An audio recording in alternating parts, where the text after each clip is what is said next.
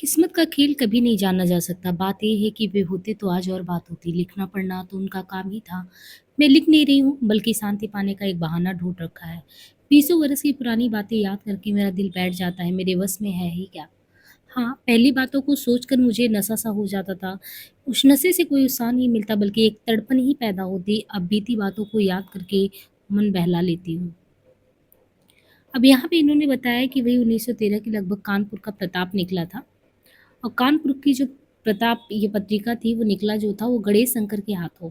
उन्होंने लेख माँगा था, आपने लेख लिखकर उन्हें भेज दिया। कानपुर से आपका कोई काम था, बस्ती से वहाँ गए, प्रताप ऑफ़िस भी पहुँचे। वहाँ जाकर देखा कि विद्यार्थी जी ज़्यादा से ज़्यादा काम अपने हाथों कर रहे हैं। वहाँ से लौटकर मुझसे बोले, "विद्यार्थी जी बड़े मेहनती हैं, कार्यालय का बहुत काम अपने ही हाथों करते हैं।" आप बोले, नहीं जी, दाल-रोटी तो चाहिए और ज़्यादा से हमसे क्या मतलब? मैं बोली, खुद के लिए तो कोई ज़रूरत नहीं है सही, पर और भलाएँ भी तो हैं, उनका क्या होगा? अभी-अभी तनख्वाह पर जो है 6 महीने की छुट्टी ली थी और मुश्किल से खर्च चल पाता था। मैं अपने घर थी, आप कानपुर थे, खाली छोटक और चाची ही थे, तब भी नहीं पूरा पड़ता था। आपका ही कहना है कि अपने हाथ से दूध जमा कर मट्ठा बनाता था, एक आदमी रखने की गुंजाइश न थी। विद्यार्थी जी का क्या? वे आप जैसे तो हैं नहीं, उनके सिर पर कोई बोझा नहीं। उनके बाप ज़िंदा हैं, बड़े भाई हैं, बहुत मुमकिन है कि विद्यार्थी जी उनसे सहायता भी पाते हों। यहाँ सबका बोझ तो तुम्हारे ही सिर पर है, उनकी और तुम्हारी कुछ भी बराबरी नहीं। आप चुपके से आप काम करते जाइए। आपको जैसी चिंता सी हो गई, मानो कोई भूली बात याद आ गई हो। उनको साहित्य सेवा की चिंता हमेशा रहती। बनारस दवा लेने वे गाँव से रोज़ जाते, ठीक 12 बजे कड़ी धूप में लौट कर आते। उस पर कोई आपके ऊपर रहम नहीं करता था, ना कोई दवा ही लाकर दे देता। मूँग की दाल में लाल मिर्च की बघार पड़ती थी। आप भूल गए इस बात को? सबके खिलाने का ज़िम्मा आप पर ही तो होगा। आप बोली, जाने भी दो जी। मैं बोली, और क्या? आप बोले, खैर देखा जाएगा। मेरी यह इच्छा कभी न कभी तो ज़रूर पूरी होगी। मैं बोली, इन लोगों को तो पहले किनारे करो। इन सब बातों को सोचकर उनके बारे में मेरे मन में तरह-तरह के कौतूहल पैदा होते। जुलाई के आरंभ में बीमार होने पर आप बस्ती स्कूल में चले गए। उनकी प्रवृत्ति देखकर यही लगता था जैसे वे काम करने के लिए ही पैदा हुए हैं। कभी-कभी उन पे मुझे बहुत गुस्सा आता था। घर के सारे आदमी उन्हें परेशान करते, पर वे ज़रा भी ध्यान न देते। सारी तकलीफ़ों को खुशी से बर्दाश्त कर लेते। अब मेरी समझ में ये बात आती है कि वे कितने महान थे। वे बुरों के साथ भी भलाई का व्यवहार करते। ये हिंदुस्तान की खासी विशेषता है कि किसी के जीवन काल में मनुष्य उसे ठीक-ठीक पहचान नहीं पाता। हाथ से खो जाने पर ही मनुष्य को उसकी कीमत का पता लगता है। अगर मैं पहले उन्हें समझ गई होती तो मेरी ये दशा नहीं होती। मैं पहले इन बातों की आलोचना ना करती। जैसे-जैसे इन सब बातों को समझती हूँ, वैसे-वैसे कलेजे पर छुरियाँ सी चलती है। वही मैं हूँ, सब बातें उस तरह से है, समय वही है, हाथ मलना ही अब खाली रह गया है। यहाँ पे वो बस्ती की प्रसंग का उल्लेख करती है, 1914 की बात है। एक दिन की घटना है, कहते हैं कि दरवाजे पर उनके पहले साले बैठे थे। आप उन्हीं से बातें कर रहे थे, वे अपनी बहन के बारे में आपसे बात कर रहे थे, वे दुखी भी थे। इत्तेफ़ाक से मेरी 2 साल की लड़की, इनकी जो लड़की थी, 2 साल की कमला, बकवान दरवाजे पे चली गई। मैं उसे देखने के लिए दरवाजे की तरफ गई, मैंने देखा लड़की उनके साले साहब की गोद में थी। वे बड़े प्यार से उसे चिपका रहे थे। इसी बीच वे रंजीता स्वर में बोले, "अगर हमारा संबंध भाईचारे का भी होता, तो क्या मेरी बहन इसे प्यार ना करती?" इस पर आप खामोश थे। वे बहुत सी बातें अपनी बहन के विषय में कहते रहे, मैं बड़े ध्यान से उनकी बातें सुनती रही। मेरे भी बदन का खून गर्म हो रहा था उस समय। उसके बाद वे चले गए। आप लड़कियों को लेकर अंदर आए। वही पहला दिन था जब मुझे मालूम हुआ कि वे अभी ज़िंदा हैं। मुझे तो धोखा दिया जाता रहा कि वे मर गई हैं। मैंने कहा, कौन साहब थे? आप बोले, एक महाशय थे। मैं बोली, मुझे आपसे ऐसी उम्मीद नहीं थी कि आप झूठ बोलेंगे। तो मुंशी प्रेमचंद जी ने कहा, जिसको इंसान समझे कि जीवित है, वही समझो जीवित है, जिसे समझे मर गया, वो तो मर ही गया। तो शिवरानी देवी कहती है, मैं इसे मानने को तैयार नहीं हूँ, आप कृपा करके उन्हें ले आइए। मैं तो लेने नहीं जाऊँगा। वो कहती है, क्यों नहीं जाइएगा? शादी हुई थी, तमाशा तो नहीं था। उन्होंने कहा, मैंने शादी की थी, मेरे बाप ने शादी की थी। मैंने कहा, बाप ने तो जो अपनी शादी की थी उसे आप गले बांध फिर रहे हैं। बाप की शादी की ज़िम्मेदारी तो आपके सिर है, अपनी नहीं। ये ज़िम्मेदारी का कोई तुक नहीं। चाहे हो या ना हो, मैं तो नहीं लाऊँगा। ये क्या बात हुई? एक आदमी का जीवन मिट्टी में मिलाने का आपको क्या हक है? उन्होंने कहा, हक वगैरह की कोई बात नहीं। भला आप क्या कहते हैं? क्या यही हिंदू संस्कार की मानी रीति है? आज न मालूम वो कमबख्त कहाँ आ गया कि उसे देखकर दुनिया भर की बातें तुम सुनाने लगी। ये कहती है, यानी जो साला साहब आ गए थे इनके, ये जो इनकी पहली शादी हुई थी उनकी पत्नी के भाई आए थे। तो ये कहती है, शिवरानी देवी इस बात पे मैं कुछ नरम पड़ी, सोचा कि क्रोध से काम तो चलेगा नहीं, प्यार से बोलूंगी। आप उनको लिवा आई, उनकी जिम्मेदारी मेरे सिर रहेगी। तो प्रेमचंद जी कहते हैं कि तुमसे झगड़ा होगा। उन्होंने कहा, जैसे मैं गृहस्थी के बारे में कुछ सलाह आपसे नहीं लेती, वैसे ही उनके बारे में मैं आपसे कुछ नहीं कहूंगी। मैं चाहती हूँ कि उन्हें खुश रखूं। हम दोनों बड़े आराम से रह लेंगे। तुम लोग तो आराम से रहोगी, सजा तो मुझे भुगतना पड़ेगा। ईश्वर कसम आपसे सच कहती हूँ, जो इस विषय में आपसे कुछ मैं कहूँ। भाई तुम अपनी इच्छा के अनुसार जो करना चाहो करो, मैं कुछ नहीं करने वाला। मैं खामोश हो गई। मैंने उन्हें प्रिय बहन करके खत लिखा। प्रिय बहन, उन्हें बुलाया था उनके चौथे रोज। उनका जवाब आया कि जब वो खुद लेने आएंगे तो मैं चलूंगी। मैं तुमको देखना तो चाहती हूँ, पर उन्हें भेजिए लिवा लाने को। मैंने उन्हें वो खत उठाकर दे दिया। उन्होंने कहा, नहीं आई तो मैं क्या करूँ। फिर उन्हें मैं बराबर खत लिखा करती थी। उनकी खत कैथी शैली में लिखी होती थी और उसे मैं उन्हें दिया करती थी। यही बस्ती में 1914 में प्राइवेट एफए में उन्होंने पास किया। जब वे प्राइवेट पढ़ रहे थे तो उनके सिरहाने सलाई लालटेन किताब रखी रहती थी। कभी कभी मैं चारपाई पर से ही उनके उन्हें आवाज़ दे देती कि उठिए, समय हो गया है, 4 बजे तक आपको पढ़ते रहना है। उठकर पखाने भी जाना, हाथ मुंह धोते, तत्काल जो कुछ भी मिलता नाश्ता करते। यही उनके रोज के काम थे। इसके बाद 6 बजते बजते फिर अपने कमरे में लेख कहानियां लिखते। फिर 9 तक वे साहित्य सेवा में लगे रहते। बाद में पखाने जाना, नहाना, खाना, फिर कपड़े पहनकर स्कूल जाना। बस्ती में स्कूल जाते हुए तो इक्के से जाते थे, पर लौटते हुए वो पैदल। यानी जब वो स्कूल जाते तब तो इक्के से जाते, लौटते तो पैदल। रोजाना 2 आना मुझसे किराए के लिए लेते थे। यानी शिवरानी देवी से कह रहे थे कि रोजाना 2 आने किराए के लिए लेते थे। लौटते हुए तरकारी वगैरह खुद उधार उधर से ही लेके आ जाते थे। 3:30 बजे घर पर पहुंचते, कभी 4 बज जाता। गृहस्थी का काम मेरे करने पर भी कुछ न कुछ रह ही जाता।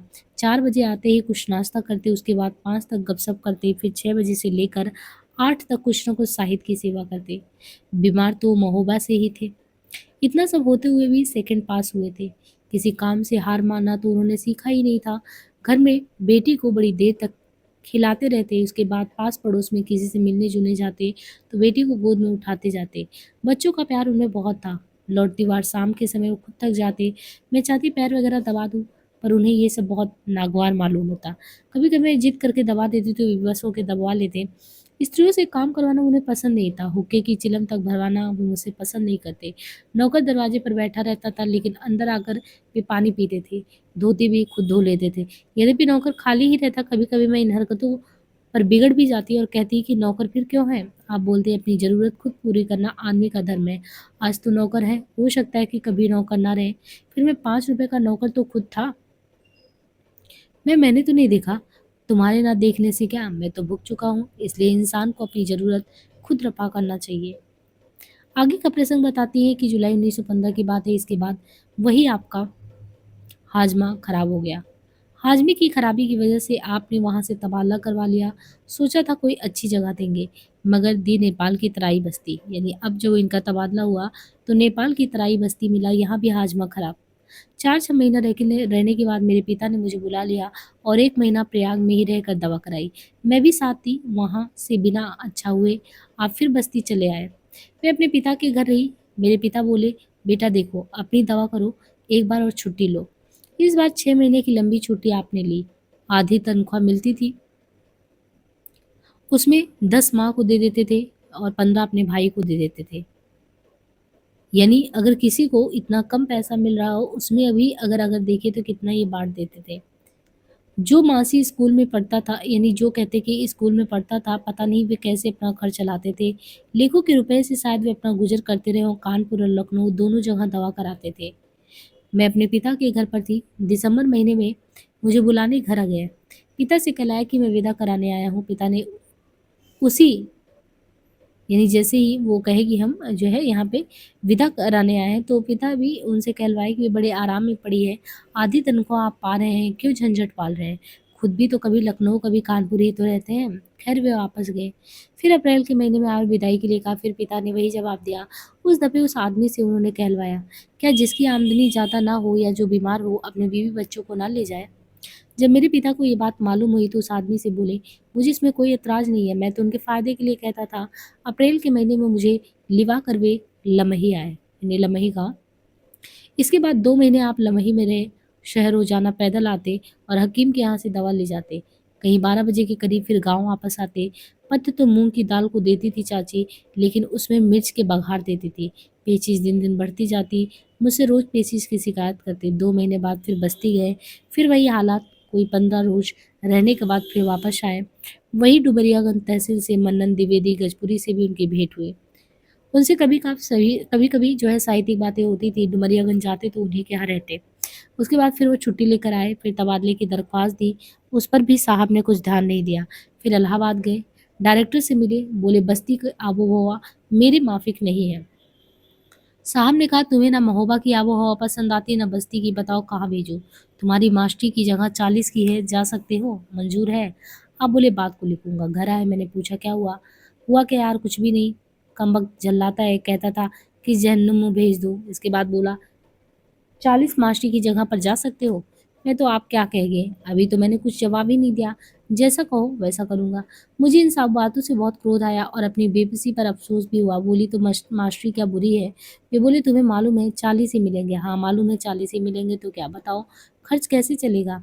देखा जाएगा कैसे चलेगा, खर्च के लिए तो प्राण तो नहीं दे सकते ना। आप बोले सब मिला के इस समय तुम्हारे घर पर 100 रुपया आ जाता है, फिर भी खर्च तो नहीं चलता। मैं भी कहती हूँ कि 1000 में भी खर्च नहीं चल सकता। जो 10 कमाता है उसमें भी उसको निर्वाह करना पड़ता है, मैं जानता हूँ। मैं तो सब करने को तैयार हूँ। मैं बोली मैं भी तैयार हूँ, कोई बात नहीं। यूँ ही लोग परेशान करते हैं। मैंने कहा सिधाई के सब नतीजे हैं। देखते हैं लोग कि मर रहे हैं पर दवा के लिए भी नहीं पूछते और नहीं दाल में मिर्च के बघार देते हैं। भला ये भी कोई बात हुई? खैर तुम्हारी इच्छा, मैं दरख्वास्त दे देता हूँ। फिर मंजूरी आई। उन दिनों हम बनारस थे। जिस दिन मंजूरी आई बोले चलो फिर वहीं बस्ती। मैंने कहा चलो, दौरा तो नहीं करना होगा। 8 जुलाई को फिर हम आए बस्ती। साथ में मैं, मेरी लड़की और उनके भाई थे। फिर पुरानी बस्ती में हम लोगों ने मकान लिया। पहले तो मेरे बहनोई के यहाँ, जो वहाँ पोस्ट मास्टर थे, वहीं ठहरे। दोनों आदमियों ने मिलकर मकान ठीक किया। खाने पीने का वहाँ ठीक ही रहा, एक रोज का। बाकी आप बाजार गए मछली तरकारी पान वगैरह लाने, वहीं आपको मनन द्विवेदी जी से मिल गए। यानी वहीं पे मनन द्विवेदी मिल गए। पंडित जी को साथ लिए घर पर आए। आकर बोले पंडित जी घर पर बैठे हैं, पान तो बना लाओ। वे खुद हाथ धोकर तस्तरी में पान लेकर बाहर आए। उनसे कुछ देर तक गपशप होती रही। फिर पंडित जी अपने घर गए। आप अंदर आकर बोले आज मछली खरीदते हुए पंडित जी मिले। बड़ा मस्खरा आदमी है, साथ ही जानदार भी। मैंने कहा आपको तो मैं कई बार टोक चुकी हूँ और किसी से मंगा लिया कीजिए, पर आप मानते ही नहीं। आप बोले मुझे अपना काम करते शर्म नहीं मालूम होती। आप करना क्या जुर्म है? फिर मैं अपने को मजदूरा कहता भी तो हूँ। मैं आप हथौड़ा क्यों नहीं चलाते? यानी शिवरानी कहती है कि आप हथौड़ा क्यों नहीं चलाते? वो कहते फावड़ा नहीं चलाता तो कलम तो चलाता हूँ ना। हाँ, अगर आप फावड़ा चलाते होते तो आपको मैं रोटियाँ पहुँचाती होती। अच्छा, बाहर ना सही घर में तो देती हो। अगर मेरा सौदा बाजार से कोई दूसरा लाता तो क्या महारानी की ज़रूरत न पड़ती? मैं महाराजिन का तो कोई सवाल ही नहीं है। अगर आप अपने को हर हालत के लिए तैयार रख सकते हैं तो क्या मैं इतना भी नहीं कर सकती? इसके लिए ईश्वर को धन्यवाद। वहाँ 40 मिलते थे, 10 बीमाता को बराबर वो भेजते, बाकी भी हम 3 थे तो उसमें इन लोगों को अपना खर्चा चलाना पड़ता। कहते हैं कि आगे की बात देखें, वही सन 14 की बात है। 2-3 दिन बीतने पर पंडित जी ने 3-4 खाँची मछलियाँ भेजी और साथ में एक दोहा भी भेज दिया इनको। मछली भेजी पंडित जी ने और फिर दोहा भी। धीमन न फाशियो अभी दीनहीन सफरीन, प्रेमचंद भोजन करे विद्या बुद्धि प्रवीण। आप तो घर पे थे नहीं। उसे मैंने रखवाया और 4-4 आने विदाई देकर उन आदमियों को वापस किया। कविता उठाकर पढ़ी, मुझे भी हँसी आई, साथ ही चिंता भी कि इतनी मछली होगी क्या। मनाती थी कि जल्दी आए तो कोई प्रबंध हो। जब आप शाम को आए 3 बजे तक तो टोकरों में आंगन में मछलियाँ रखी थी। कपड़े भी उतार न पाए थे कि बेटी को उठा लिया। उसको गोद में लिए हुए मछलियों पर निगाह पड़ी। बोले ये कहाँ से आ गई? मैं बोली यही नहीं आई, इसके साथ एक कविता भी आई है, ये पंडित जी की शरारत है। आप बोले मैं समझता था कि ज़रूर वो इस पर मज़ाक करेंगे। बोले ये होगी क्या? मेरी समझ में तो खुद नहीं आता कि ये क्या होगी। इसे बँटवाइए, कुछ जीजा के यहाँ भिजवाइए और जगह भी भिजवाइए। शाम को किसी तरह मछलियों की बला टली। तब से हमेशा मैं डरती रहती थी, कहीं फिर ना बाज़ार में वो मिल जाए, मगर उनको इनकी फ़िक्र ना थी। वे तो अपना काम करना जानते थे। जब पंडित जी दोबारा फिर बस्ती आए, मछलियों पर काफ़ी कहा रहा। साथ ही उन्होंने ये भी कहा, पंडित जी, आपकी बनाई वो कविता मुझे पसंद आई। तुम ऐसी कविता लिखोगे तो मैं भी कुछ लिख कर भेजूँगा। उस बस्ती में एक दिन कुआन का महीना था, हथिया का पानी बरस रहा था, मकान गिर रहे थे। हम 4 आदमी भी साथ ही एक मकान से बैठे थे कि मकान गिरेगा तो फिर जो कुछ होगा, हम साथ ही खतरा उठाएँगे। दूसरे रोज़ किसी तरह पानी निकला। आप स्कूल गए, हेडमास्टर बोला कब कल आप आए क्यों नहीं? साहब उधर पानी बहुत तेज़ था हेडमास्टर, क्या आप नमक थे? गल जाते। मैं नमक तो नहीं था, हाँ मेरे पड़ोस के मकान गिर रहे थे, मुमकिन है कि मेरा भी गिर पड़ता। हेडमास्टर बोला, क्या आप रहकर उसे गिरने से रोक लेते? आप बोले रोक तो नहीं सकता था, हाँ साथ मर सकता था। हेडमास्टर बोला फिर आप इसलिए रुक गए थे? आप बोले जी। आप घर का काम करने के लिए हमेशा तैयार रहते थे, हमेशा घर के काम में मदद करते थे। ये काम मुझे अनुचित मालूम होता, मैं चाहती थी कि बाहर का काम उनके जिम्मे है और भीतर का मेरे। जो काम मुझे करना है वो मैं करूँ, उसे वे मेरे सोते रहते ही ख़त्म कर देते, क्योंकि मैं ऐसे कामों के लिए उन्हें हमेशा रोकती। इस पर कभी-कभी मैं नाराज़ भी हो जाती।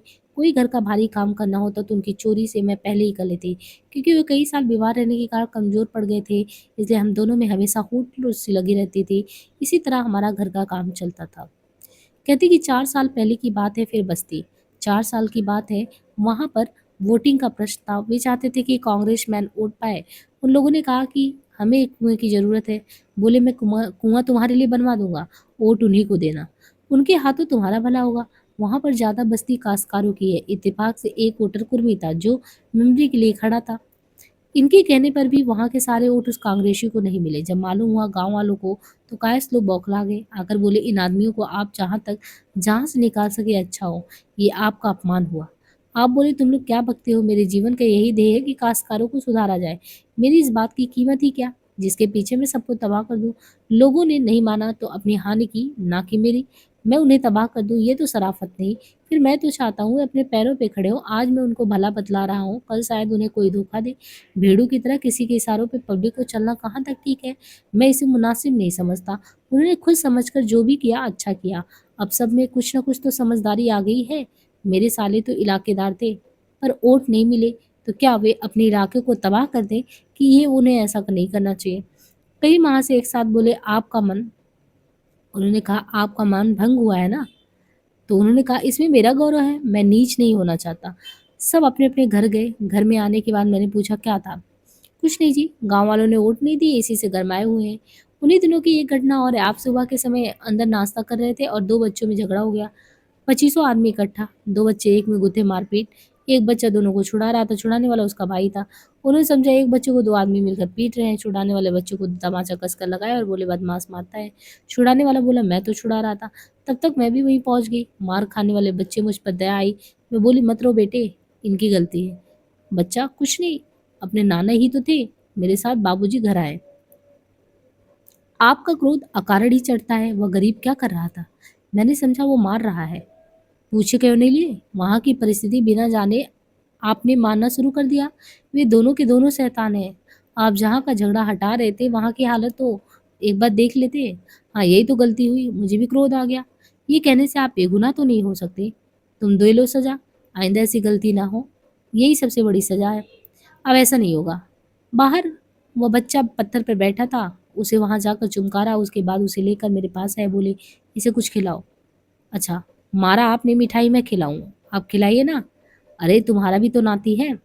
एक बार की बात है, मैं बस्ती जा रही थी, आप बीमार ही थे। रात का समय, पेट भारी था, हम तीनों आदमी थे। गाड़ी में भीड़ बहुत थी, उनके लिए मैंने बिस्तर लगा दिए, वे लेटे हुए थे। लड़की भी सोई हुई थी। 2 मुसाफिर आए, बोले औरों को बैठने की जगह नहीं पर ये सो रहे हैं।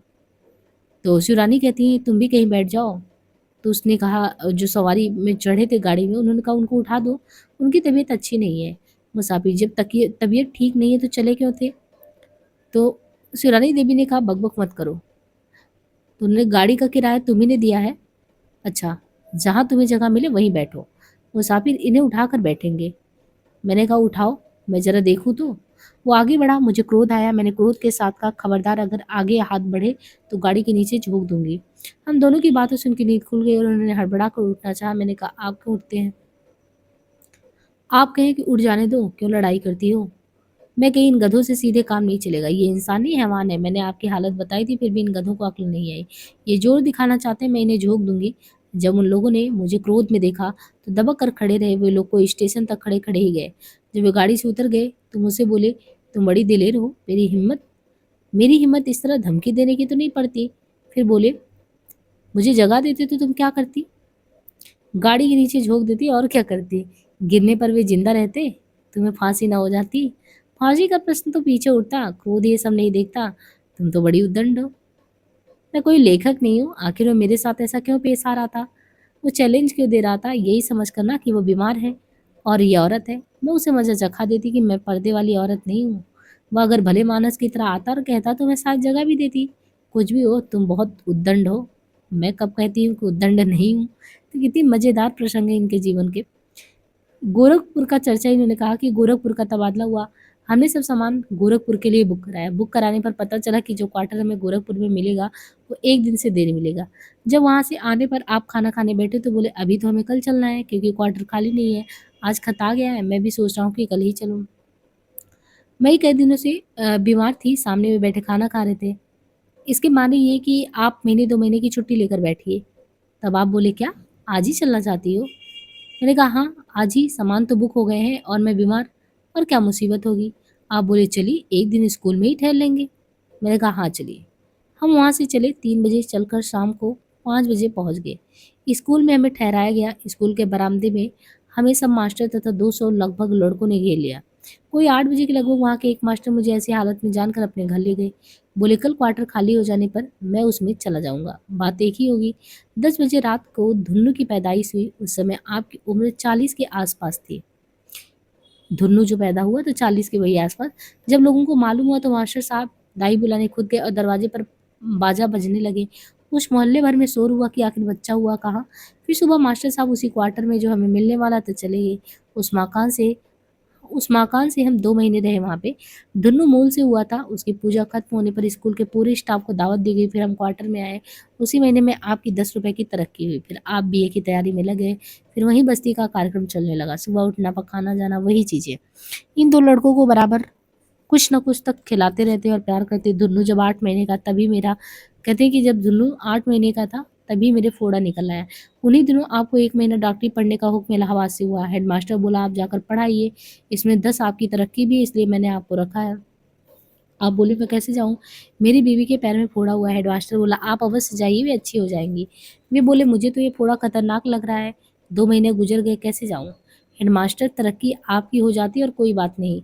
आप बोले तरक्की की तो मुझे अधिक ख्वाहिश नहीं है, फिर क्यों ऐसा करूँ? हेडमास्टर बोला इसका ज़िम्मा मुझ पर है, मैं आपके घर को अपने घर की तरह समझूँगा। अच्छा, आपके कहने से मैं जाता हूँ। तब तक मेरा पैर अच्छा भी हो चला। मैंने भी कहा जाइए। आप 1 महीने के लिए गए। तब तक हेडमास्टर रोज़ाना देखने के लिए आते थे। गोरखपुर में मैं यद्यपि 1 महीने तक अकेली रही, फिर भी मुझे ज़रा-सा अकेलापन नहीं महसूस हुआ। सारा स्कूल मुझे अपने परिवार की तरह समझता था। यूँ तो उनके बहुत स्नेही थे, वे भी सबको प्यार करते थे। 1 महीने बाद आप प्रयाग से वापस आए, फिर 10 और तरक्की हुई, है ना? तो ऐसे ही उनका बढ़ गया किराया, मतलब कि जो पैसा था और भी बढ़ गया। फिर कहते हैं कि उनका भाई लखनऊ में पढ़ता था, उसको भी वो 25 रुपए भेज देते थे। फिर इसी तरीके से 45 बीमाता को, लड़का-लड़की और आप खुद भी। घर के पैसों का हिसाब मैंने बीमाता पर ही छोड़ दिया था। फिर वही किच-किच चलने लगी। आपकी इन बातों से अशांति हो जाती। एक रोज़ की बात है, मुझसे बोले, और काम में चाहे शिथिल रही, करो या ना करो, पर रुपयों की झंझट से तो मुझे बरी करो। मैं हँसी में, कौन तुम्हारा झंझट अपने सिर ले, आपकी वाला आप अपने सिर पे ले। बोले ये काम तुम अपने हाथ में ले लोगी तो मैं भी और कुछ कर पाऊंगा, नहीं तो हर वक्त मैं इन्हीं झंझट में परेशान रहूंगा। कौन ये ले, आप ही बताइए। बोले तुम ही हो। मुझसे तुम पाई पाई का हिसाब ले लो और मुझे इस हरदम की किचकिच से दूर रखो। उनके भाई को 25 तो बधे ही मिलते थे। प्राइवेट खर्चा, कपड़े लत्ते के लिए भी दूसरे महीने कुछ ना कुछ भेजना ही पड़ता। मैं 45 में क्या करूँगी? आपकी भी माता अलग तनी रहती हैं। कुछ भी हो तुम सँभालो, इसके लिए तुम मुझसे पहले ही धन्यवाद ले लो। मुझे इनकी इससे ऊपर दया आई और मैंने कहा मैं इस महीने से सारा प्रबंध अपनी ज़िम्मे लेती हूँ, आप निश्चिंत रहिए। वही लगभग उनको जो है जितने भी मिल रहे थे, उनमें कहें कि वे रुपए लाकर मुझे उस दिन दिए तो मैंने रुपए लेकर रख लिए, खर्च करती रही। सामान लाने में खुद जाते थे। किसी तरह प्रबंध चलता रहा। मई के महीने में उनका भाई तालीम पाकर घर आया। 2 महीने घर पर रहने के बाद बस्ती में बंदोबस्त ऑफिस में नौकर नियुक्त हुआ तो मैं उन्हें 25 रुपए को बैंक में जमा करने के लिए प्रतिमास देने लगी। जब पहले महीने में मैंने उन्हें 25 दिए तो उसे उसने जमा नहीं किया, बल्कि बाहर अपनी अलमारी में रख लिया। मुझे क्या पता, फिर दूसरा महीना आया, मैंने फिर रुपए दिए कि इसे जमा कराइए, तो आप बोले अभी तो उस महीने के रुपए ही पड़े हैं। मैं हैरत में आ गई, बोली क्या बात है? तब आप बोले मेरा ऐसा ख्याल था कि कहीं खर्च ही को ना घट जाए। पर तुम दोबारा दे रही हो तो देखो, मैं अभी दोनों महीने के रुपए जमा कराता हूँ। क्या खूब, आप भी अच्छे रहे। खर्च का अंदाज अगर मुझे ठीक ना होता और उतने में चलाना असंभव लगता तो मैं भला देती क्यों। ऐसे ही वो आगे का प्रसंग बताते हैं कि 1916 की बात है, अप्रैल की शायद 20 तारीख थी। घर से उनके बड़े भाई साहब की माँ और छोटी भावज जो गोरखपुर आई थी। गांव में प्लेग था और उनके भाई साहब इंदौर में नौकर थे। वहीं उनकी अकेली पत्नी के साथ वे घर पर कोई और पुरुष नहीं थे और वे लोग सीधे गोरखपुर आए और अपना ही समझ कर आए। उनका आना हमारी चाची साहब को अच्छा नहीं लगता और उन्हीं का विषय लेकर वो रोज झगड़ा करती उन्हीं से। एक समय वो चौके में खाना खा रहे और कौन सी बात हुई ये तो मुझको मालूम भी नहीं, मगर जब वो मेरे पास आए तो मैंने पूछा, आखिर बात क्या है, तुमसे रोज झगड़ा क्यों हुआ करता है। बोले, झगड़ा इस बात का है कि उनका लड़का अब इसी साल कहीं ना कहीं नौकर हो जाएगा। वो समझती है कि जो कुछ वह कह रही है वो वही मैं करूँ। छोटी भाभी जी घर से मेरे पास आ गई हैं। वो क्यों आई, यही झगड़े की बात है। वो अपना ही समझकर मेरे पास आई हैं और वास्तव में अगर देखा जाए तो क्या मैं उनका कोई गैर हूँ। अगर वो मेरी सौतेली माँ है तो वह भी मेरी चाची हैं। मैं तो समझता हूँ कि दोनों का हक मेरे ऊपर एक सा है। अगर ये बात तुमको बुरी लगती तो मैं समझता हूँ कि वाजिब है, मगर ये उल्टा होता। जब मैं सुनता हूँ तब बार बार यही कहती हैं कि तुम लोग गर्मी की छुट्टियों में चले जाओगे तो हम किराए का मकान लेकर शहर में अलग रहेंगे। मैं बोली, अलग ही रहना है तो बस्ती में जो जगह मिलती है वहीं क्यों नहीं बेचते। अलग ही रहना तो गोरखपुर में क्यों, बस्ती में भेजिए। आप बोले, अजी कुछ नहीं समझती। अब मैं उनकी कमाई खाने के लिए तैयार हूँ और मैं कहता हूँ कि जिस दिन मुझे किसी की कमाई खाने का वक्त आएगा मैं उस समय जहर खा लूंगा। मैं इतना नीच नहीं हूँ, मैंने उनसे कह दिया। मैं बोली, इसमें तो झगड़े की कोई बात नहीं, अपनी अपनी फिक्र करनी चाहिए, दूसरों की क्या फिक्र। उन दिनों मेरी गोद में 8 माह का धुन्नू था और मुझे 2 महीने से 10 की बीमारी। मैं कुछ खाती भी नहीं थी, फिर बच्चा दूध क्या पीता। डॉक्टरों ने कहा था अगर बच्चे को दूध पिलाया गया तो माँ को थाइसिस हो जाने का खतरा है। इस डर से 1.5 साल दूध पीता था कि बच्चा पिएगा और कुछ का दही तैयार होगा। जिसका कि मट्ठा मैं पीती, होता उसका उल्टा था।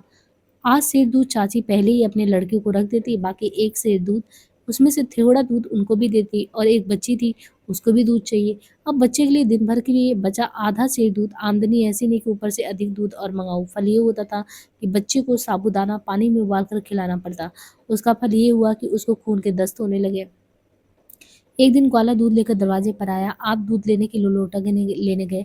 मैं बोली, अब से बच्चे भर के लिए दूध आएगा और किसी के लिए नहीं। गोरखपुर सन वही 16 की बात है कि आपकी बहन मेरे यहाँ आई हुई थी। उनके पास भी 2 बच्चियां थी, वे थी 2, हम 3 वे। इन्फ्लुएंजा में बीमार पड़े। अब उनकी सेवा का हाल सुनिए। बड़े सुबह उठना, उसके बाद आग तैयार करना, हुक्का पीकर काढ़ा चढ़ाना, तब तक पकाना, पकाने से लौटने के बाद पानी दातौन ये सभी चीजें करना। अब इतने में तब तक धुन्नू बेटी अपनी भांजी आदि का हाथ मुंह धोना। यदि उनकी भांजी अच्छी रहती तो लड़कों को दूध खुद पिला देती। इन सब कामों को करने के बाद तब आपको खाना बनाने की होती। हाँ, लड़की स्वस्थ रहती तो खुद बना देती। उसको अगर बुखार चढ़ जाता तो मजबूर हो जाती। खाना बनाकर सबको जूस पानी देना भी उन्हीं का काम था। पान बनाकर मेरे डिब्बे में रखकर दोनों को गोद में लिए स्कूल चले जाते। फिर 12 बजे आते, फिर बेटी को दूध पिलाते, दोनों को दूध पिलाते, फिर पान खाकर दोनों के लिए स्कूल चले जाते। शाम को फिर उसी तरह। अब 2 बच्चों को सुलाना भी उन्हें पड़ता, एक को एक तरफ दूसरे को दूसरी तरफ। रात में लड़के पेशाब कर ही देते तो आप खुद ही भीग जाते और फिर कपड़े बदलते, दूसरा बिछावन बिछाते। जब से धुन्नू हुआ बेटी को बराबर अपने पास रखते। कहीं रात में बच्चे रोने लगे तो रात भर उन्हें लटकाए जागते। क्रोध तो उन्हें छू तक नहीं गया था। उनके तीसरे वर्ष दूसरा बच्चा हुआ तो धुन्नू को भी अपने पास रखने लगे। और मेरा लड़का 11 महीने का होकर चेचक से बीमार पड़ा। चेचक काली थी। मैंने लड़की की हालत देखकर कहा, कोई डॉक्टर बुलाइए, चेचक का रंग खतरनाक है। आप अपने पढ़ने लिखने के कमरे में गए और डॉक्टरी का ही किताब वहां से देख कर आए। मुझसे बात करते हुए उनका गला भरा हुआ था, कमरे में शायद रो रहे थे। बोले, तुम्हारा ये लड़का बचता नहीं मालूम होता। मैंने बोला कि पहले डॉक्टर तो बुलाइए। डॉक्टर को लाता ही हूँ पर मुझे विश्वास नहीं। मुझे आश्वासन देते हुए बोले, मरना जीना तो लगा ही रहता है, क्या करोगी, अपना बस क्या है। उस समय चाची को तार दिया, वे अपने मायके में थी। जब दूसरे रोज आई तब उनसे बोले, बेटी और धुन्नू को लेकर तुम मर्दाने कमरे में रहो, ये तो भला बचा रहे। मेरी तो राय है कि इन्हें घर से भी दूर रखा जाए। चाची चाची बोली, नहीं, चेचक के दिनों में बाहर जाना ठीक नहीं। वे अलग रहने लगी। लड़का 11वें दिन जो है ठंडा होने लगा। फिर डॉक्टर आया, उसने कहा सब्र कीजिए। रात को जिस समय वो मरा मैं और वे थे। मैं चाहती थी वो खुद भी दूर रहे। जब उन्होंने मुझे रोते देखा जबकि बच्चा मर गया था तो मेरे हाथ पकड़कर वहां से उठा लाए और मुझसे बोले, क्यों रोती हो, क्या सुख उससे तुम्हें मिला। 11 ही महीना जिंदा रहा, उस पर भी बराबर बीमार। मैं तो जिंदा ही हूँ, असल में मैं ही तुम्हारा हूँ।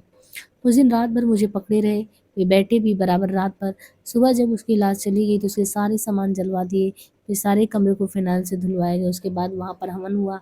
फिर उस कमरे में 9 महीने तक ताला पड़ा रहा। उन्होंने अपने हाथ से कमरा बंद कर ताला बाहर फेंक दी थी। उसकी एक-एक चीज़ को नहीं रहने देते थे। इसके बाद खुद बीमार पड़े, जो उन्होंने अपनी आत्मकथा मैं खुद लिखा था 1920 में। शुरू-शुरू में बीमार होने पर उन्होंने जल्द चिकित्सा प्रारंभ की। उससे पेट और भी बढ़ गया। कभी-कभी पेट में दर्द भी होता। दवा से आप बहुत घबराते। दवा तो करते ही नहीं थे। स्कूल में आराम कुर्सी पर लेटे रहते थे। घर में साहित्य का काम तो ऐसे ही चलता। इसके 2 महीने बाद मैंने अपने पिता को लिखा कि ये बीमार है और ये बीमार है। ये बीमारी है। मेरे पिता ने सुनते ही मेरे वकील भाई को भेजा और कहा, फ़ौरन लिवाओ, अलग मकान लेकर उनकी दवा होगी। मेरे भाई आए और बोले, पिताजी आपको बुला रहे हैं, वहीं आपकी दवा भी होगी। आप बोले, मैं दवा कर चुका भाई, कहाँ तक करूँ? वे बोले, नहीं साहब, चलना ही पड़ेगा, पिताजी की सख्त ताकीद है। तब आप बोले, मैं तो नहीं जाऊँगा, तुम जिस डॉक्टर से दवा कराना चाहो उसे यहाँ बुलाओ और खुद बैठो। भाई बोले, आपको वहाँ चलने में कोई तकलीफ़ नहीं, इलाहाबाद से डॉक्टर लाने में आप ही बतलाइए कैसे होगा, यहाँ से मैं बिल्कुल नावाकिफ़ हूँ। आप बोले, उनसे कह दीजिए मैं अच्छा हूँ। वे बेचारे मजबूर होकर चले गए। 8 रोज़ के बाद फिर उन्हें पिताजी ने भेजा, फिर वही रूखा जवाब। सन 17 की बात है, एक बार की बात है, मेरे घर का जीना छोटा था। ऊपर से एक चारपाई नीचे और नीचे से एक चारपाई ऊपर करनी थी। इसके लिए उन्होंने मुझसे कहा, छोटे भाई के आने पर उससे कहना वो रख देगा। जब वो आया तब मैंने चारपाई को नीचे ले जाने और नीचे की चारपाई को ऊपर ले जाने के लिए कहा। वो बोला, भाई आएँगे तो वो खुद करेंगे। मुझे बुरा लगा। मैंने खुद चारपाई को अपने हाथों के सहारे ऊपर और नीचे किया। मैं इन दिनों बीमार थी। जब उन्होंने स्कूल से लौटने पर चारपाई को नीचे देखा तो बोली, इसे कौन यहाँ लाया? मैंने कहा, मैं, जो आपके घर में सबसे तंदुरुस्त हूँ। तो आप बोले, तुम्हें ऐसा करने की क्या जल्दी थी? मैं तो आ ही रहा था ना। मैंने क्रोध में कहा, सब कामों के लिए क्या आप ही हैं? आखिर ये छोटे-मोटे काम ये लोग नहीं कर सकते? तब वो बोले, इसमें ज़बरदस्ती किस बात की? अपनी तबीयत, मैं फिर तबीयत को सभी आराम पहुँचाना चाहते हैं। मैं आप सभी चुप बैठ जाएँ तो काम क्या खुद ही हो जाएगा? चाहिए तो कि ये अपने-अपने योग्य काम सब करें, गृहस्थी के यही माने हैं। भाई ज़बरदस्ती कुछ नहीं होता। मैं फिर झुँझलाई, अच्छा पीसो, मुझे क्या? मतलब वो गुस्साई कि तुम्हारे ही परिवार में इतने लोग हैं लेकिन तुम्हारे ही कष्ट को कोई नहीं देख रहा है। कहते हैं कि जब गोरखपुर में इंस्पेक्टर का मुआयना हुआ, जाड़े के दिन थे, स्कूल का इंस्पेक्टर मुआयना करने आया था। एक रोज़ तो इंस्पेक्टर के साथ रहकर आपने स्कूल दिखा दिया, दूसरे रोज़ लड़कों को गेंद खेलना था, उस दिन आप नहीं गए। छुट्टी होने पर आप घर चले आए। आराम कुर्सी पर लेटे दरवाजे पर आप अखबार पढ़ रहे थे। सामने ही से इंस्पेक्टर अपनी मोटर पर जा रहा था। वो आशा करता था कि उठकर सलाम करेंगे लेकिन आप उठे भी नहीं। इस पर कुछ दूर जाने के बाद इंस्पेक्टर ने गाड़ी रोककर अपनी अर्दली को भेजा। अर्दली जब आया तो आप गए। कहिए क्या है इंस्पेक्टर, तुम बड़े मगरूर हो, तुम्हारा अफ़सर दरवाजे से निकल जाता है, उठकर सलाम भी नहीं करते। तो उन्होंने कहा, मैं जब स्कूल में रहता हूँ तब नौकर हूँ, बाद में मैं अपने घर का बादशाह हूँ। ये आपने अच्छा नहीं किया, इस पर मुझे अधिकार है कि आप पर मैं केस चलाऊँ। इंस्पेक्टर चला गया। आपने अपने मित्रों से राय ली कि इस पर केस चलाना चाहिए। मित्रों ने सलाह दी, जाने दीजिए।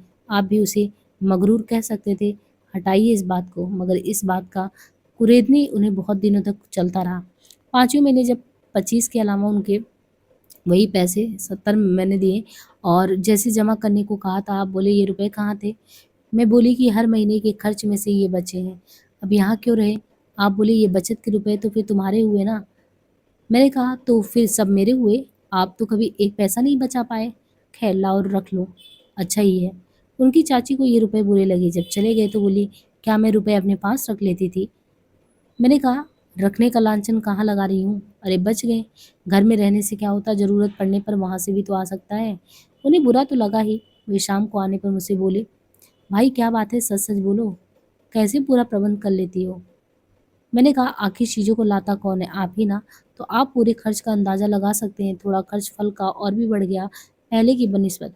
सच कहता हूँ, मुझे तो खर्च पूरा पड़ जाने की ही चिंता रहती थी। अच्छी बात है, तुम ऐसे ही चलाओ। तब से तो वो चीज़ों को ला ले आने के बाद पैसे-पैसे का हिसाब इस तरह देते हैं जैसे कोई पराया हिसाब देता। पैसा धेला जो भी बचता उसे मुझे वापस कर देते हैं। कहीं से भी जो पैसे आते उसे मुझे वो तुरंत दे देते हैं। हिसाब तो कभी भी नहीं माँगा। खाने-पीने के बारे में तो बच्चों की तरह ज़रा-सा भी पाए तो चुपके से खा ले और कुछ नहीं बोले। अगर आपने अपने मन की कोई चीज़ वे खाना चाहे और मेरी इच्छा ना हो तो उसे किसी तरह भी नहीं खाते थे। मेरी बातों को बहुत महत्व देते थे। अपने जीवन में कोई भी काम मेरी सलाह के बिना नहीं करते। एक बार की बात है, मैं बीमार थी, मुझे दस्त की बीमारी थी, मेरा लड़का दुन्नू 8 महीने का था, बीमारी कई महीने रही। डॉक्टर की आशा थी कि अपने बच्चे को मैं दूध पिलाती रही, तबीयत ठीक हो जाने का पूरा खतरा। इस पर आप एक दिन बोले, "मेहतरानी को दूध पिलाने के लिए रख लो, नहीं तो दुन्नू भी तो कमज़ोर पड़ जाएगा।" मैंने बोला, "ये सब कुछ नहीं है।" "नहीं जी, दूध में क्या हर्ज है? तुम उसे मत छूना, वो तो बच्चा है।" मैं बोला, बच्चे पर दूध का असर बहुत पड़ता है, उसका दूध इसकी प्रकृति के अनुकूल भी तो नहीं पड़ेगा। वो 8 महीने का है, मेतरानी को तो अभी बच्चा हुआ है, उसका दूध कैसे माफ़ी पड़ेगा? आप बोले, फिर तुम ही बताओ क्या करूँ? मैंने कहा, बकरी का दूध ठीक होगा। एक बकरी उन्होंने मंगवाई बच्चे के लिए, जब भी दूध पीने की ज़रूरत पड़ती खुद दोते, चाहे कोई समय क्यों ना हो। मगर लड़का इतनी उग्र प्रकृति का था, शीशी का रबड़ ही काट डालता, फिर वो हाथ पकड़ते, वो चम्मच से मुँह में दूध डालते, कभी-कभी मुझे भी उसने गिरा दिया। बहुत ही मचलता था, फिर थोड़ा-थोड़ा साबूदाना खिलाने लगी। फिर कहते कि अहिर के यहाँ से एक सेर दूध आने लगा, चाची उसमें से आधा तो अपने बच्चे के लिए रख लेती, बाकी आधा सेर मैं साबूदाने के लिए पूरा ना पड़ता। ये देखकर ज़रा से बच्चे का ख़्याल भी नहीं रखती। मुझे क्रोध आता। मैंने कहा, आज से कुल 3 पाव दूध आएगा, केवल धुन्नू के लिए। तब आप बोले, बेटी क्या यूँ ही जिएगी? अरे उसे भी तो चाहिए। मैंने कहा, ये दुन्नू को ही पूरा नहीं पड़ता, साबूदाना में भी मतलब कि पानी डाल के वो पिलाना पड़ता है।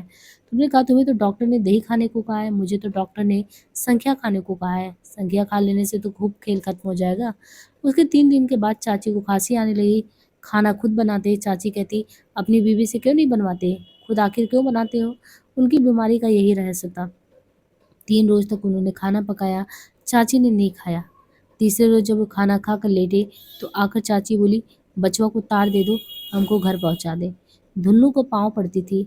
आप बोले, "कहाँ जाना चाहती हो?" वो आकर मुझे लम्हे भेजते। आप बोले, "इस समय दवा तक का पैसा नहीं है। 8 महीने के बच्चे की ये दशा है, उसकी माँ सख्त बीमार है और वह अभी गया, 2500 खर्च हुए। तुम बिना समझे क्या करती हो? हाँ, जाना चाहो तो बनारस का एक लड़का है, तुम्हें घर वहाँ भेज दे।" हाँ, मैं जाना चाहती हूँ। जाइए, शौक से, कोई बात नहीं। शाम की ट्रेन से वे 10 लेकर रवाना हुई। मेरे पिता ने मुझे बीमार जान फ़ौरन बुलाया। उसके जवाब में आपने लिखा था, मैं खुद लिवा कर आ रहा हूँ छुट्टी होने पर। जिस दिन हमारे जाने का बिस्तर बँधा तो तार पहुँचा चाची का कि मैं आ रही हूँ, मेरी तबीयत यहाँ लगती नहीं। आपने जवाब दिया, अभी मत आओ, मैं तैयार हूँ इलाहाबाद जाने को। हम इलाहाबाद आए, उसके बाद मैं देहात चली गई। आप भी 15 रोज़ तक मेरे पिता के घर रहे। फिर आप कानपुर आए। मेरी दवा तो मेरे मायके होती रही। दुन्नू को दूध पिलाने के लिए एक औरत रखी गई। दुन्नू भी स्वस्थ होने लगा। मैंने भी 10 से छुट्टी पा ली, लेकिन खाँसी जुकाम ने पल्ला पकड़ा।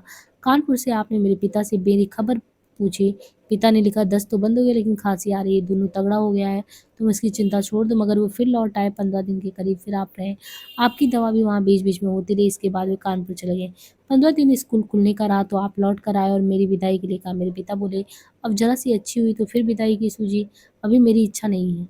फिर उस आदमी से बोले, कह दो इतना मेरे साथ किया करे, मैं भी तो बीमार रहता हूँ, मैं भी तो उन्हीं का हूँ, इसलिए मैं अकेले यहाँ से जाऊँगा तो मुझे तकलीफ़ होगी। इनके रहने से मैं बिल्कुल बेफ़िक्र रहूँगा।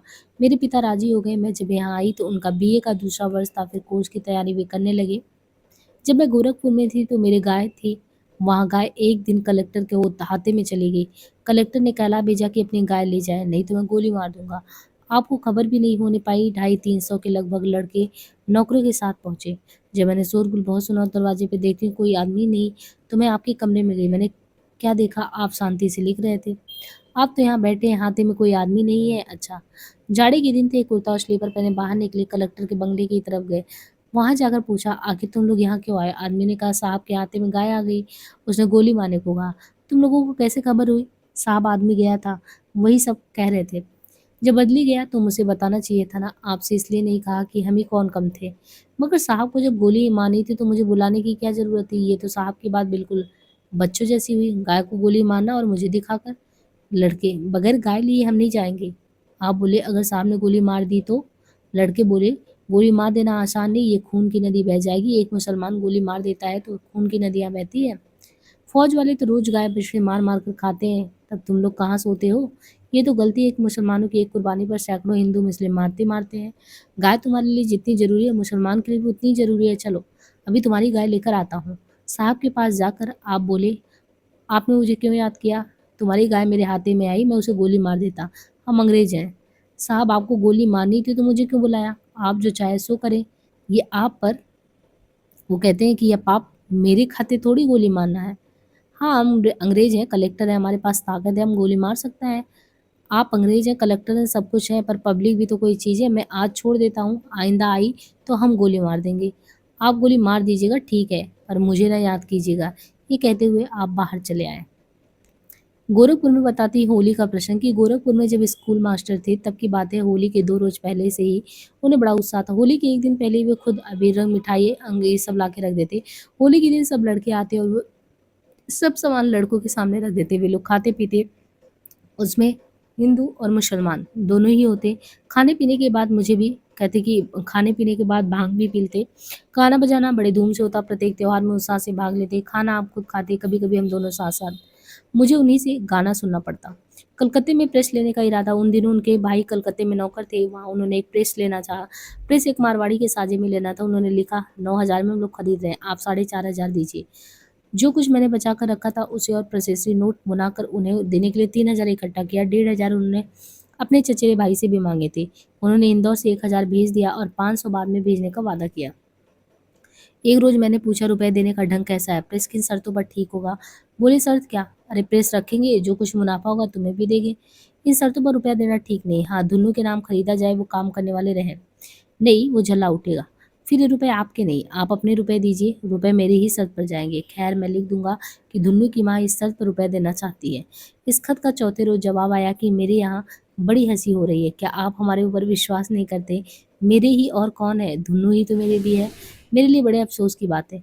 खत आने पर उसे उन्होंने मुझे सुना दिया और बोले बड़ा गड़बड़ हुआ। मैंने कहा कोई गड़बड़ नहीं है, मेरी राय ठीक है, मैं किसी के हाथ में नहीं होना चाहती। कोई काम ही अपनी जगह होना चाहिए। मैं बहुतों को देख चुकी हूँ, आप आँख बंद कर देखते हैं, मैं आँख खोल कर। अच्छा बोलो इसका जवाब क्या लिखूँ? मैंने कहा मेरी तरफ से लिखो कि जब तक कोई लड़का मेरे पास ना था तब तक तुम ही सब कुछ थे। ये लड़का तुम्हारा भी है, तब नाम रहना क्या बुरा। तुम यहाँ खुद आ जाओ, सब बातें साफ-साफ हो जाएँ। फिर सब तुम्हारे ही हाथ में तो होगा, उसका तो महज़ नाम होगा। इस पर वे झल्लाए हुए चौथे दिन आए, कहने लगे लोगों ने मेरा बहुत मज़ाक बनाया। मैंने कहा मज़ाक? मज़ाक उड़ाने वाले बेवकूफ़ हैं, उन्हें समझ होनी चाहिए। फिर ये सब तो बनिए हैं, बनिए के यहाँ तो बाप बेटों में लिखी पड़ी होती है, उसमें बुरा लगने की तो कोई बात नहीं। इसके बाद वो बोले मैं इन शर्तों पर रुपए लेने में असमर्थ हूँ। मैंने बोला मैं भी मजबूर हूँ। भाई साहब के भी रुपए भेज दीजिए, भेज दिया जाएगा। नहीं भेज दीजिए, रखने की ज़रूरत है क्या? कोई और काम तो नहीं है ना? इसके बाद वो जो है वहाँ से चले गए। कहते हैं कि वहाँ से चले गए। तो इस तरीके से जो प्रेस वाला जो प्रसंग था, यहीं पे इनका प्रेस वाला प्रसंग खत्म होता है।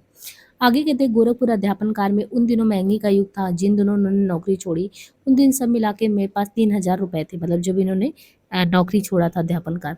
नौकरी छोड़ने के पहले कई रात उनको ठीक से नींद नहीं आई। खैर 2-3 दिन के बाद जब वो नौकरी छोड़ने का प्रस्ताव मेरे सामने रखें कि मेरी इच्छा नौकरी छोड़ने की है, इससे तुम्हारी क्या राय? मैं जवाब देती हुई बोली कि इस विषय पर विचार करने के लिए 2-3 महीने का समय चाहिए।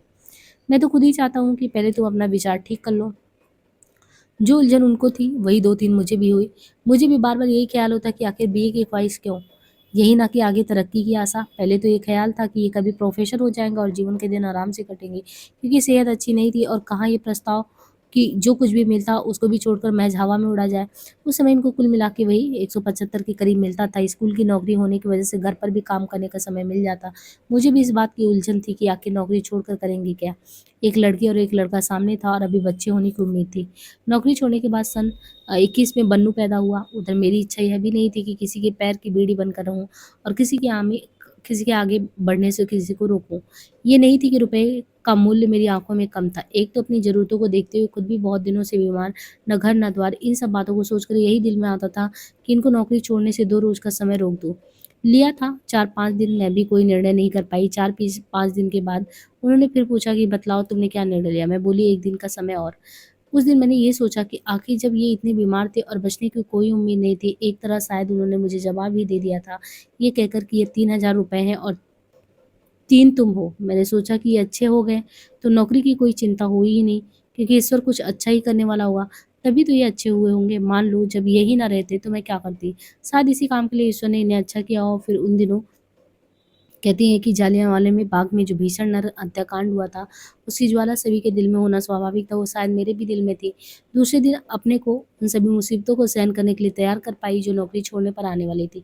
दूसरे दिन मैंने उनसे कहा छोड़ दीजिए नौकरी को। वही लगभग 25 वर्ष की नौकरी छोड़ते हुए तकलीफ तो होती ही है, मगर नहीं, ये जो मुल्क पर अत्याचार हुए थे उनको देखते हुए तो शायद नहीं के बराबर थी। जब मैंने उनसे कहा कि छोड़ दीजिए नौकरी, क्योंकि इन अत्याचारों को तो सब आपको मिलकर मिटाना होगा, और ये सरकारी नीति अब सहन शक्ति के बाहर चली गई है।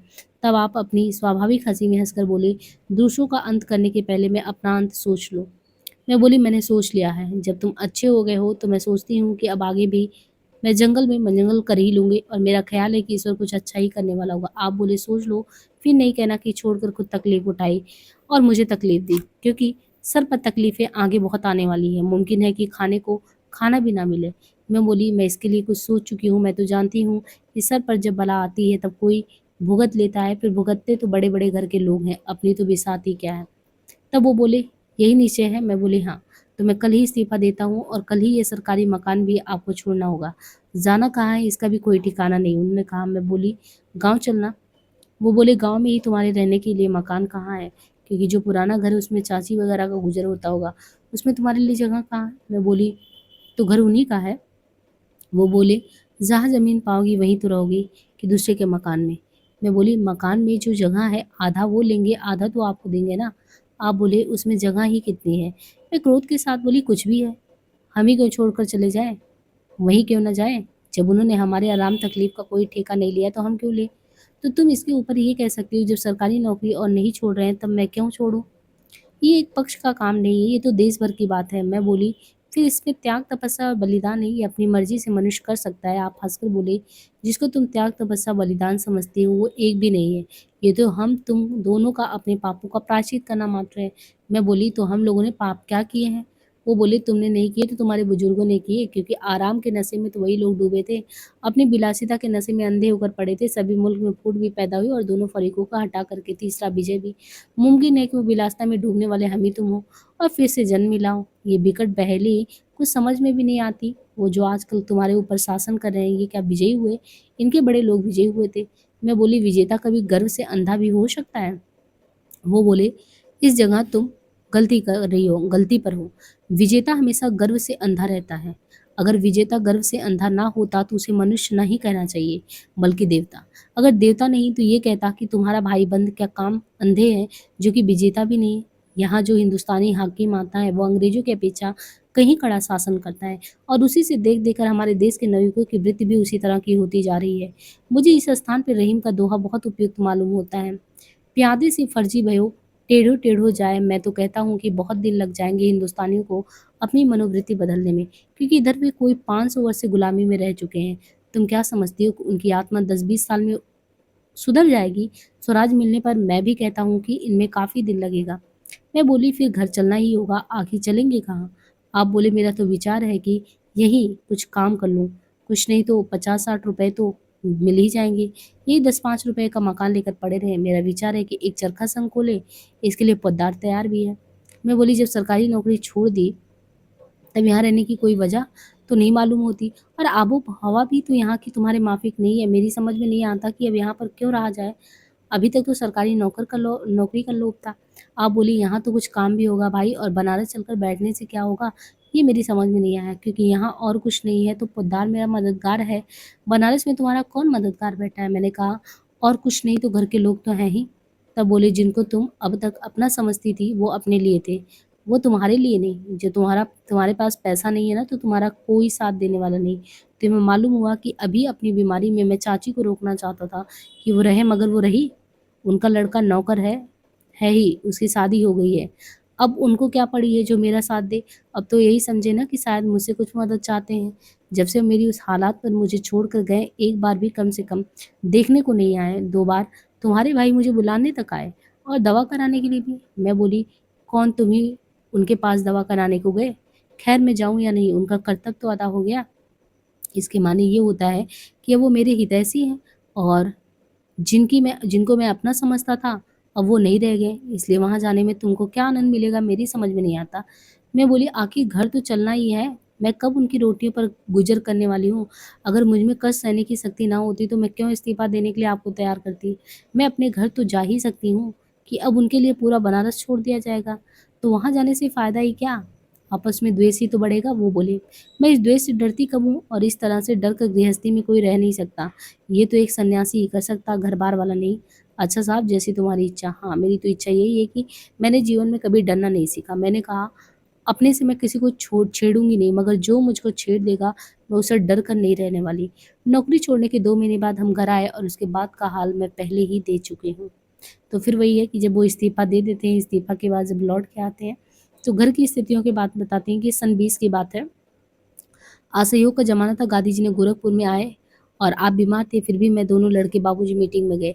महात्मा जी की भाषण सुनकर आप दोनों बहुत प्रभावित हुए। हाँ, बीमारी की हालत थी, व्यवस्था थी, मगर तभी से सरकारी नौकरी के प्रति एक तरह की उदासीनता पैदा हुई। इसके 2 साल पहले ही आप बीए पास कर चुके थे, एमए पास करने की तैयारी में थे, फीस भी दाखिल हो चुकी थी। बीमार तो आप थे ही, दवा किसी को करते नहीं थे। बीमारी की हालत में वो मुझे अपने पास से हटने नहीं देते। एक दिन झुँझलाकर मैंने बोला, इसका निर्णय आज अवश्य करना होगा कि दवा कीजिएगा या नहीं। आप बोले, दवा से कुछ नहीं होगा। महज इसका जवाब दीजिए कि दवा कराएँगे या नहीं। भाई, दवा करने से क्या होता है? जवाब तो उसका उल्टा ही था। फिर आप वही कहते चले जाएँ। मुझे आखिरी निर्णय बताइए, आखिर करेंगे कि नहीं? यही करूँगी कि आने की संख्या मंगाकर खाकर सो जाऊँगी, और क्या, ना रहूँगी ना तकलीफ देखूँगी। अभी 2 ही महीने हुए मेरा एक लड़का मर गया। अब आप बीमार पड़े हैं, घर गृहस्थी देखूँ, दोनों बच्चों को देखूँ, आपकी बीमारी की हालत देखूँ। अब मुझसे ज़्यादा ताकत मेरे में रही नहीं। अच्छा, दवा करूँगा। नहीं मानती हो जब, मगर दवा से कुछ लाभ नहीं होगा। हाँ, तुम कह रही हो तो करूँगा। मैं दवा करना हमारा काम है, लाभ हानि होना ईश्वर के अधीन है। कब से कीजिएगा? कल से ना? हाँ, कल से ही। हाँ, कल से ही शुरू कीजिए, कल होते ही देर नहीं लगती। ऐसा करने पर उन्हें स्वाभाविक हँसी आ गई। मैंने कहा, हँसने से काम नहीं चलेगा, जो कह रही हूँ करना पड़ेगा। उन्होंने कहा, ठीक है, कल से ज़रूर करूँगा, दवा ना करूँगा तो रहूँगा कहाँ? हाँ ठीक। सुबह-सुबह हाथ धोकर धीरे-धीरे वैद्य के यहाँ गए। वहाँ से दवा और बेल के पत्ते लाए। मैंने तैयार करके दवा उनके सामने रखी। 8 दिन तक घड़ी पानी पकाने के रास्ते से निकला। दिन भर जब काफ़ी दस्त आए तब मैं बोली, अब आप तुरंत वैद्य के यहाँ जाइए। वैद्य ने कहा, ठीक है, पेट का सारा पानी निकल रहा है, घबराने की बात नहीं है। एक भस्म मैं और दे रहा हूँ, उससे आपके बदन में गर्मी भी रहेगी, कमज़ोरी भी नहीं। पानी 8 दिन तक पेट से निकलता रहा। फिर दोबारा उसने दवा दी, उबली हुई तरकारी, बिना छना हुआ हाथ का पिसा आटा खाने को बताया। खैर, इस तरह मैंने उन्हें किसी तरह से अच्छा किया। एक दिन के बाद वे मुझसे बोले, तुम राय देती तो मैं सरकारी नौकरी छोड़ देता। मैं? क्या ही अच्छा हो, खर्च कैसे चलेगा? कम में भी खर्च चल जाता है, ज़्यादा में भी चलता है। ये तो अपनी-अपनी ज़रूरत है, इसके लिए इंसान कब तक बँधा रहेगा। मैं तो इसी पर खुश हूँ कि आप स्वस्थ हैं। आज ही इस्तीफ़ा देने जा रहा हूँ। कई आदमियों ने मुझसे पहले भी कहा था, मगर मैं सोचता था शायद तुम्हें तकलीफ़ हो। मैं? इससे भला कौन-सी तकलीफ़ होगी? इससे मुझे कौन-सा सुख मालूम हो रहा है? उस दिन इस्तीफ़ा लेकर हेडमास्टर को दिया। हेडमास्टर देखकर घबरा गया, बोला, आपको क्या हो गया? 125 आप पा ही रहे हैं और बीमारी से उठेगी ये सनक?